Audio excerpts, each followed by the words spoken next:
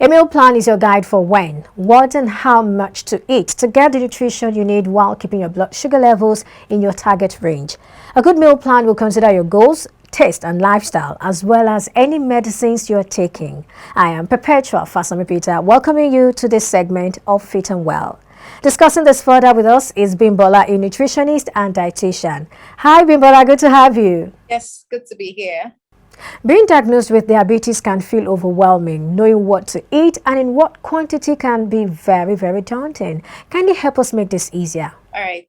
So basically, for diabetes, it's contrary to popular belief, it's not a death sentence. It's not a situation where you don't get to eat a lot of food. I've met with a lot of diabetic patients, and they say they basically avoid carbohydrate, don't eat this, don't eat that, and they end up just eating a lot of protein and other nutrients. And the harm with that is that when you take a lot of protein, sooner or later it start affecting the kidney, because it's the kidney that does the major functioning of processing the byproduct of protein out of the body. So basically, for effective management of diabetes, it doesn't work with diet alone. It's three. You have to make sure you are doing well regarding your diet, medication, and exercise. So I advise people, make sure these three work, they work hand in hand. So if you make sure like you're taking your drugs when you're meant to, you're eating the right type of food and timely food, and then you are also exercising, then there is a very high chance that you are going to be able to manage the diabetes well. To some people even get to the point where they actually have to tone down the drug and sooner or later stop using the drug, especially for pre-diabetes. So basically, what are the types of meal or the meal plan for diabetes? All right. So one thing that we have to put into consideration again for diabetes is that the meal time is actually important, but I'll mention that later. So for the meal, there are some do's and don'ts, some food items you have to avoid, there are some food items you have to reduce, and there are some food items that you just have to mix them up. So the advice is that simple carbohydrates. When I say simple carbohydrates, I mean, okay, food items that when you eat them, they immediately get into your bloodstream, they get released, and they tend to increase the blood sugar almost immediately you consume them, compared to food items where they have complex sugar, where the body still has to go through the process of digesting them. Okay, say for example, one popular one is plantain. You know how we have unripe plantain and we have ripe plantain. And okay, we advise that, oh, diabetic patients should take slightly unripe, a bit ripe, a bit unripe, just something in between. It's because the carbohydrates in the plantain is still in its complex form. It's like it's the same plantain that doesn't taste so nice, that all of a sudden when it becomes ripe tastes so sweet. That is because the carbohydrates that is in it used to be a complex carbohydrate that has not been broken down. And then by the time it is well ripened, the carbohydrate has become a simple carbohydrate. By then, when you eat the plantain, the blood, processing in the body doesn't take so much to hold back the sugar, and the sugar just get released into the bloodstream almost immediately, compared to when it is still complex and it would take a breakdown to get released into the bloodstream. So yes, the carbohydrates, you have to be particular about the type of carbohydrates that you take. And also apart from that, you have to make sure that you have, okay, when you're being particular, you have to avoid the sugary food, the sweets, the beverages, hot chocolates, fizzy drinks, and the likes. And another important component that is very essential in the food that you eat also is fiber. The work fiber does is it holds back that sugar and prevents its rapid release into the bloodstream. So it's like one illustration I give my patients is that, okay, if you're holding a sponge, it's like holding a sponge and then you're squeezing it little by little. The water comes out gradually. So the work fiber does for the body when there's a case of blood sugar, and which is even recommended for everybody, not only when there is diabetes, is that it holds back this sugar and it helps you to release it gradually into the bloodstream. Aside from that, it is also filling. Say, for example, someone is used to taking a full plate of rice, a cup of rice, and then okay, you have now been advised that okay, instead of taking a cup of rice, the recommendation is take half of your plate should be vegetables, one quarter should be the rice, and then the other one quarter should be protein.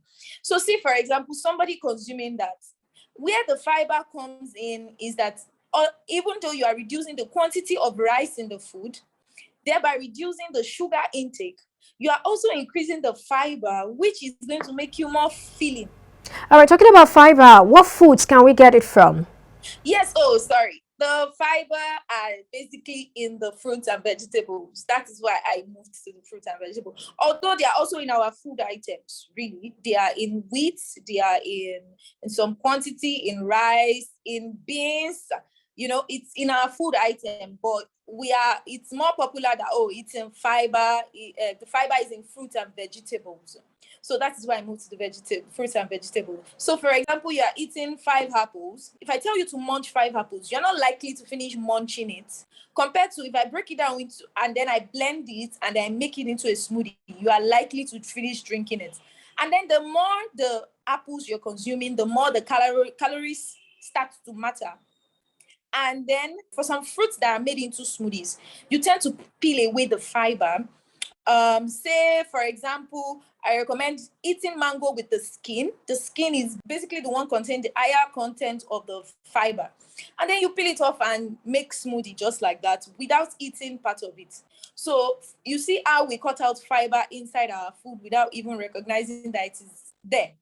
And then also for diabetes, it is advisable that when you want to take fruit, as much as possible, avoid the really sweet ones. And quantity is important. Say, for example, pineapple is a very sweet fruit, especially when it is very, very ripe already and soft. So it's likely going to happen that immediately it gets into your bloodstream. It just gets taken into the bloodstream. And then, the thing about it is that because it is sweet, people tend to take a lot of it without realizing that it's actually increasing their blood sugar, and they think maybe it's fruit, it's healthy fruit, like that. So it's advisable, if you want to take apple, just take one. If you want to take pineapple, preferably avoid it. If you want to take pawpaw, make sure it's the crunchy type of pawpaw, it's not the soft type. And then there are some fruits that you can even take as much as you want, and you can have at hand. This is the cucumbers. You'll notice that when you eat cucumber, it's not sweet. It's because it's mostly fiber and water. So cucumbers, garden egg, that is also not a sweet fruit, which people avoid. And walnuts are also very nice. And cabbage too is a vegetable that can be incorporated into food. So say, for example, I want to eat my boiled rice, contrary to belief that diabetic patients should not take carbohydrates, so I cannot take rice. You can take your rice, cut in the cabbage, the cucumber. By then, you can't even finish a cup of rice anymore because you have added fiber into it, which has reduced the calorie along with the fiber that has been introduced. This is very even important for people that are obese and having diabetes. They will have to make sure that you drop that body fat because it has a way of making diabetes spiral out of control also. So yes, quickly, let me just mention also that the fat is also an important point to note, because there are ways that fat hide inside our food. Say, for example, a gram of fat, when you eat it and it is processed in your body, it gives you 9 kilocalories of energy. But a gram of carbohydrate and protein gives you 4 kilocalories. So you see, fat is over times 2 of what carbohydrate and protein is going to give you. And there are ways that fats are lurking inside our food. See, for example, I like catfish. I like catfish. I like Titus. All those is there. But that is one of the functions of fat. It makes food more palatable. You see that you want to buy food or you want to cook, and then there's oil on top of it, and you're like, this food, I must eat it well and all that. Not knowing that there's extra calorie in that fat that is there. So any food, any meal that you cook, the fish, the meat that you cook, once you cook it and see a lot of oil on top, say for example, you can't possibly cook catfish and not see the oil floating right there on top of it. And then another danger that we make is that if you cook something like catfish, you now put oil again, palm oil or vegetable oil, and add to the content again, not knowing that it is extra ways in which we get to introduce fat into our body, and it has its disadvantages also. So for diabetes, I advise against taking excess fat, especially for obese people already. Then definitely we're going to cut down your calorie. But if your weight is fine, then let's make sure that we're able to maintain this weight, and of which you have to watch out for your fat in your food. So how they are eating, I mentioned the meat, the fish. So it's better to take lean meat. And then when it comes to fish, it's better to take scaly fish, because by the time you take out the scale, you'll notice the scales are shiny. That's because some quantity of oil goes into that scale. So you're able to reduce the oil in the fish. Also, there's turkey and chicken, of which you just simply have to remove their flesh, because that is where the skin is, where they store most of their fats. So you have to take that out also. And then you have to make sure you take a lot of water. It's like putting something in a blender and then you're not adding water. It makes the work of the blender harder if that thing especially is dry. So that's the way our kidney feels when we don't take enough water. It just gives it extra work to do. Especially you have to watch out for days that the weather is cool. You tend not to drink so much water on such days. You have to make sure that the weather is cool. And then also you have to make sure, if you are a tea lover, make sure you stick with specific diabetic tea. Now we have diabetic tea that are actually designed to be diabetic friendly. And then green tea is also good. And if at all you like coffee, make sure it is decaf. Also for diabetes also, I would always advise people to make sure that they do exercise for a minimum of 20 minutes a day, 20 to 30 minutes a day. In the morning when the weather is shining, is cool, or in the evening when the weather is cool, or maybe rain just fell and the weather is just very perfect. Make sure you exercise. And when you're exercising, if you can do the rigorous exercise, fine. If not, even if it's just walking, I want to walk a certain kilometers, and it has to be steady work. It's not as if while you're walking, you see a friend, you just to the friend and continue the walk. Avoid the distractions. Just make sure the walk is steady so that you can put in the work. I mean, by the time you are done, you should be like, I have burnt calories here today. It has a way of helping with the blood sugar profile. And then, because it is diabetes usually does not work alone. In the long run, you hear the case where, this person is diabetic, but now has blood pressure. Metabolic syndrome has a way of coming together, from obesity to diabetes, blood pressure, kidney function start declining. Some start having eye problem due to this diabetes. So you have to make sure that when it's good anytime, it's even better when it's very early notice, when it is still pre-diabetic, so that you can actually prevent having to end up using drugs once you can control your diet very well. And then another thing is to avoid eating out. It is very, very important to avoid eating out, because you can't control the ingredients that go into those food items. And most of our eateries and all that, you see that the oil is like floating on top, and then they had hidden sugar inside to make it sweeter. You don't know the ingredients that are in it. So as much as possible, avoid eating out so that you can control the sugar that is in the food and the salt and the likes. And then to wrap it up, I'm going to say that it is very important to make sure that your breakfast, lunch, and dinner are at particular time. If you're a diabetic, you have no business with skipping meal, because especially if you have to use drug, maybe the drug or the tablet or the injection, you have to make sure that the food is entering into the body at a particular time, so that you will be able to utilize it and use your drug, and your body is already used to food comes in at this time. So it's recommended that between 6, 7, 8, breakfast comes in. By 1 thereabouts, lunch is settled. And dinner, 6, 7, lunch is settled, dinner is settled.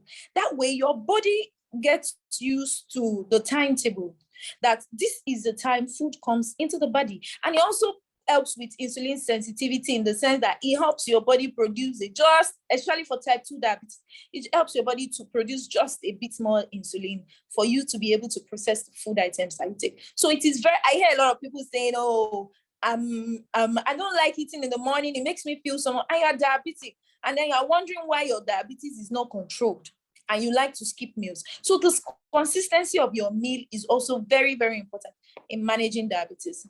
Thank you. All right, you mentioned meal time earlier. I guess you have already talked about that. Now let us talk about carbs and calorie count. Well, counting calories can be very tricky. I guess that's why you have dietitians.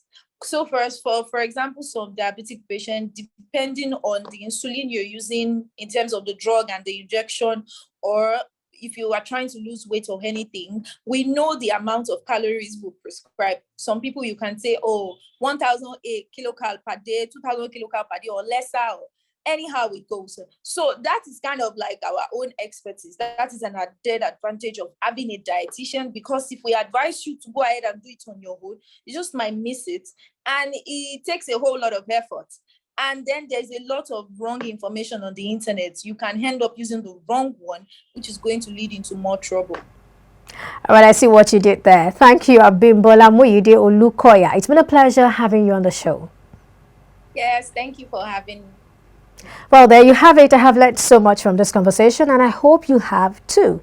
Please do not hesitate to hire a dietitian if you need one.